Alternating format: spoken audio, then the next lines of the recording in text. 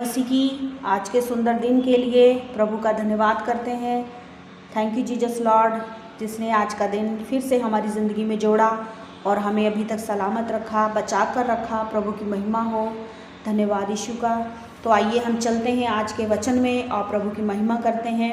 वचन से सीखेंगे और उसकी महिमा करेंगे, उसके नाम को ऊंचा करेंगे। पढ़ेंगे हम कि परमेश्वर हमारे लिए और कैसे कैसे बड़े बड़े काम करता है और क्या चाहता है वो हमारी लाइफ में, और उसकी मर्जी को जानेंगे। तो हम पढ़ेंगे अय्यूब की पुस्तक अध्याय 28 वचन 12। अय्यूब की पुस्तक 28 अध्याय वचन 12 पढ़ेंगे हम। परंतु बुद्धि कहाँ मिल सकती है और समझ का स्थान कहाँ है? हालेलुया। उसका मोल मनुष्य को मालूम नहीं, जीवन लोक में वह कहीं नहीं मिलती। हालेलुया, प्रभु की स्तुति हो। आज के समय में हर एक मनुष्य तलाश कर रहा है कि बुद्धि और समझ की बातें। कोई किसी अलग सेशन में जाके बुद्धि ढूंढ रहा है, कोई किसी अलग सेशन में जाकर बुद्धि ढूंढ रहा है। चारों दिशाओं में मीन्स अपने अपने तरीक़ों से हर इंसान कोशिश कर रहा है। हर माता पिता कोशिश कर रहे हैं कि हमारा बच्चा और इंटेलिजेंट हो जाए और बुद्धिमान हो जाए और उसका माइंड शार्प हो जाए। हर भाई बहन कोशिश कर रहे हैं कि सोशल मीडिया के द्वारा हो सकता है, बहुत सारे उपन्यास को पढ़ने के द्वारा हो सकता है, बहुत सारी बड़ी बड़ी किताबें पढ़ने के लिए और बहुत सारे अलग अलग तरीक़ों से वो लोग कोशिश कर रहे हैं कि हमें बुद्धि और ज्ञान हम क्या कर ले, अर्जित कर ले। हम बुद्धि और ज्ञान को इकट्ठा कर सकें, बुद्धि और ज्ञान को और बढ़ा सकें। लेकिन बाइबल कहती है, बाइबल में लिखा है, परंतु बुद्धि कहाँ मिल सकती है और समझ का स्थान कहाँ है? उसका मोल मनुष्य को मालूम नहीं, जीवन लोक में वह कहीं नहीं मिलती। आमेन। अथाह सागर कहता है वह मुझ में नहीं है, और समुंदर भी कहता है वह मेरे पास नहीं है। चोखे सोने से वह मोल नहीं लिया जाता, और ना उसके दाम के लिए चांदी तोली जाती है। ना तो उसके साथ ओपीर के कुंदन की बराबरी हो सकती है, और ना अनमोल सुलेमानी पत्थर या नीलमणि की। अमेन। ना सोना ना कांच उसके बराबर ठहर सकता है। कुंदन के गहने के बदले भी वह नहीं मिलती। मूंगे और स्थापिक मणि की उसके आगे क्या चर्चा। बुद्धि का मोल माणिक से भी अधिक है। कूश देश के पदराग उसके तुल्य नहीं ठहर सकते, और ना उससे चोखे कुंदन की बराबरी हो सकती है। फिर बुद्धि कहाँ मिल सकती है? आमेन।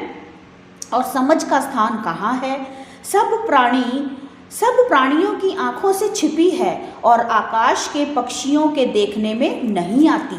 विनाश और मृत्यु कहती है, हमने उसकी चर्चा सुनी है, परंतु उसका मार्ग क्या है? परमेश्वर समझता है। परंतु परमेश्वर उसका मार्ग समझता है और उसका स्थान उसको मालूम है। हालेलुया। बुद्धि और समझ सिर्फ परमेश्वर को पता है। आगे पढ़ते हैं।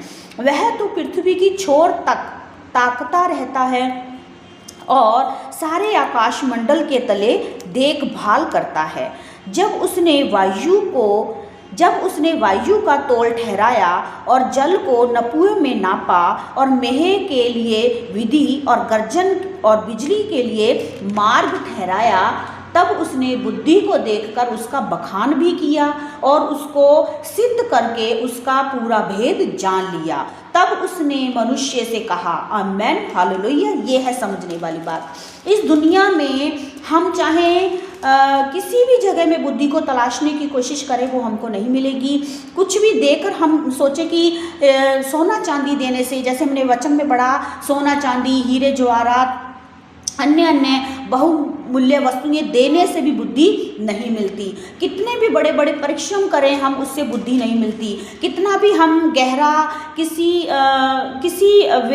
किसी भी पुस्तक के बारे में, या हम किसी भी उपन्यास को पढ़ने के लिए जाते हैं, या हम कोई भी कठिन काम करके हम सोचे ऐसा करने से हमें बुद्धि मिलेगी, या फिर कुछ भी ऐसा खाने से, जैसे लोगों का मानना कि बादाम खाने से बुद्धि आती है, लेकिन नहीं। परमेश्वर का वचन कहता है बुद्धि सिर्फ और सिर्फ परमेश्वर के पास है। तब उसने मनुष्य से कहा, देख प्रभु का भय, परमेश्वर कहता है प्रभु का भय मानना ही बुद्धि है और बुराई से दूर रहना समझ है। आमेन, हालेलुया। इसलिए अधिक हम बहुत बार देखते हैं कि अगर कोई धनवान, बहुत अधिक धनवान व्यक्ति हमें दिखता है हमारे आस पड़ोस में, या हमारे जानकारी के क्षेत्र में हो, या हमारे मोहल्ले में, हमारे जगह में, कि भाई बहुत धनवान है, बहुत नाम वाला व्यक्ति है, तो ये तो बड़ा बुद्धिमान होगा। लेकिन मैं आपको बताना चाहती हूँ कि धनवान होने से ये साबित नहीं होता कि हम बुद्धिमान हैं, नहीं। क्योंकि बहुत सारे धनवान लोगों को भी देखते हैं हम, बहुत सारे इंटेलिजेंट पढ़े लिखे डिग्री होल्डर लोगों को भी जब हम देखते हैं, उनके पास बुद्धि की बातें नहीं होती हैं। और वास्तव में ये सब को सिर्फ देखने में ही हम देख सकते हैं, लेकिन बुद्धि क्या है? बुद्धि जो है वो परमेश्वर का भय मानने से मिलती है और बुराई से दूर रहना ही समझ है। इसीलिए हम देखते हैं कि अधिक, जिसके पास में अधिक धन दौलत है, वो क्या करता है? वो अपनी धन दौलत को क्या कर रहा है? मिस यूज करता है। और बुद्धिमानी नहीं, मूर्खता के साथ उस धन दौलत को क्या कर देता है? एक दिन बर्बाद कर देता है। बुरे कामों में हो सकता है, एक मूर्ख इंसान जो होता है वो नशे में, बुरे कामों में और बहुत गलत तरीके से। इसलिए परमेश्वर जब बुद्धि देता है तो उस बुद्धि से हम अपने जीवन में सही फैसले लेते हैं, अपने कामों में सही फैसले लेते हैं। बुद्धिमान पर्सन वो है कि जो परमेश्वर से प्रेम करता है और उसके भय में चलता है, उसके मार्गों में चलता है और फिर बुराई से दूर रहता है। और जो परमेश्वर से उसको मिलता है, जो चाहे आशीष हो, अच्छा स्वास्थ्य हो, परिवार हो, जो भी परमेश्वर से मिलता है उसको वो क्या करता है? संभालता है। क्योंकि संभालने से चीज़ों का, वस्तुओं का, रिश्तों का जब हम केयर करते हैं तो उनकी आयु बढ़ जाती है। संभालने से चीज़ें, वस्तुएं संभली हुई सुरक्षित रहती हैं, वो चाहे हमारा जीवन हो। अगर सोचिए किसी व्यक्ति को अधिक बुरे काम करने से, नशा करने से, धूम्रपान करने से, सोचिए कैसी खतरनाक कईयों को बीमारियां लग जाती हैं। किसी का किडनी खराब हो जाता है और किसी को कैंसर हो जाता है, किसी को वगैरह वगैरह बहुत सारी बीमारियां। क्या ये सब गलत वस्तुओं का सेवन करने से? लेकिन जब वो प्रभु के पास आता है और विश्वास करता है, प्रार्थना, प्रभु मुझे चंगा करो, उसके लिए बहुत सारे बहन भाई प्रार्थना करते हैं, बहुत से माता पिता उनके लिए प्रार्थना करते हैं, वह स्वयं भी, हाँ प्रभु मुझे चंगा कर दे। हाँ, परमेश्वर जब उसको भयंकर बीमारी से बचा लेता है तो होता क्या है कि वो फिर एक कहीं ना कहीं ऐसे बहन भाई भी होते हैं जो मूर्खता करके फिर उसी रास्ते पे जाते हैं जहाँ वो पहले जा रहे थे। और क्या हो गया? उनका शरीर ऐसा डैमेज होता है, ऐसा खराब होता है कि जिसको परमेश्वर ने चंगा किया होता वो फिर से, मतलब जो परमेश्वर ने भला चंगा करके आपको दे दिया, आपका अच्छा स्वास्थ्य, तो चाहिए था कि बुद्धिमानी के साथ उसको संभालता और परमेश्वर का भय मानता, उसके मार्गों में चलता, परमेश्वर से प्रेम करता और बचा रहता। आमीन, बचा रहता। इसीलिए अगर कोई, जैसे हम मूर्खता में हम उड़ाऊ पुत्र के बारे में पढ़ते हैं कि जब वो अपने पिता के घर में था, वो 2 भाई रहे, वो पिता के घर में था, तो जो संपत्ति पिता की थी वो उसको भी मिलती। अगर वो अपने पिता के साथ रहता तो मिलती उसको, और लेकिन उसने सोचा कि नहीं, शायद साथ नहीं रहूँगा तो नहीं मिलेगी, अलग जाऊँगा तो मिल जाएगी। और देखिए वो जो अलग जाने की बात करता है, और मूर्खता ऐसी करता है कि वो अपना हिस्सा लेकर और परदेश चला जाता है। और मूर्खता और अधिक करते हुए वो क्या करता है? अपने सारे धन को, अपने सारे जो भी उसको पिता से मिला था सबको बर्बाद कर देता है, नशे में और बुरे कामों में। और मूर्खता इतनी करता है कि वो उसकी कंडीशन इतनी ज़्यादा ख़राब कर लेता है वो अपने आप से कि उसको सूअरों को खाना पड़ता है। लेकिन धन्यवाद परमेश्वर का, जो अपने आप में आता है, जब वो अपनी समझ में आता है। देखिए, मैं यही बताना चाहती हूँ कि परमेश्वर के पास आने से हमें समझ आनी चाहिए। प्रभु के पास आने से हमें परमेश्वर से बुद्धि मांगना चाहिए, समझ मांगना चाहिए, ताकि परमेश्वर से जो हमें मिले उसको हम संभाले रखें, उसको हम मूर्ख बन के कहीं खराब ना कर दें। इसलिए प्रभु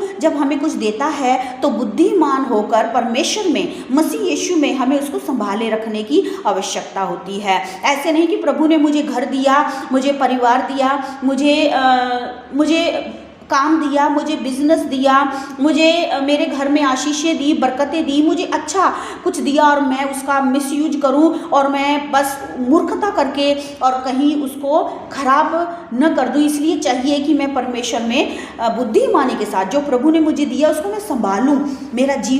मेरा जीवन और तमाम वो आशीषें जो परमेश्वर से मुझे मिली हैं, तो परमेश्वर का भय मानते हुए बुद्धिमानी के साथ मुझे वो संभाले रखने की आवश्यकता है, ताकि वो मेरे जीवन भर मेरे काम आए। इसलिए पैसा कमाना बड़ी बात नहीं है। पैसा कमाने के लिए परमेश्वर से बुद्धि मांगें, और परमेश्वर जब देगा तो उसको इस्तेमाल करने के लिए भी बुद्धि मांगें। आमीन, हालेलुया। ऐसा नहीं है कि कमाने के लिए, बिजनेस के लिए तो मैं परमेश्वर के पास गया और मैंने मांगा, खुदा ने दिया, लेकिन उसे इस्तेमाल करने के लिए मैंने परमेश्वर से नहीं कहा कि प्रभु मुझे बता मैं इसको कैसे इस्तेमाल करना है, कितना बचाना है, कितना खर्च करना है, कहाँ खर्च करना है, कहाँ नहीं करना है, किस जगह में मैं इसको खर्च करूं। लेकिन वहाँ हमने अपना दिमाग लगाया और क्या करके आ गए, उसको सब कुछ को ख़त्म करके आ गए। लेकिन नहीं, मैं आपको बताना चाहती हूँ, हर काम के लिए परमेश्वर से बुद्धि मांगिए, हर काम के लिए, हर काम को करने के लिए, हर बात के लिए परमेश्वर के समीप आइए, बुद्धि मांगिए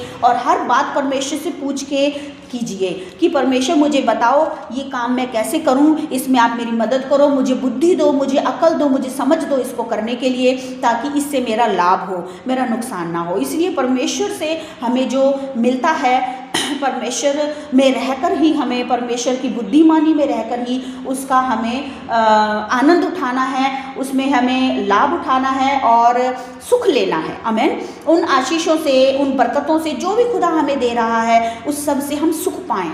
आमीन। चाहिए ये मैं उससे सुख पाऊं और सदा परमेश्वर का भय मानूं और उसकी बुद्धि में चलता रहूं, बुराई से दूर रहूं और अपने आप को बहुत ही सावधानी के साथ में, जैसा पुराना जीवन मेरी ज़िंदगी से चला गया और अब जो मैं नया हो गया हूँ, उसको मैं बुद्धिमानी के साथ में अपने आप को और अपने परिवार को लेके परमेश्वर के मार्गों में चलूँ, जिससे कि मैं खुदा की महिमा देखूँ और उसके राज्य में प्रवेश करूँ और जीवन भर मैं इस पृथ्वी पर आनंदित और प्रफुल्लित बना रहूँ, ताकि मैं और मेरा घराना प्रभु यीशु मसीह में उद्धार पाए।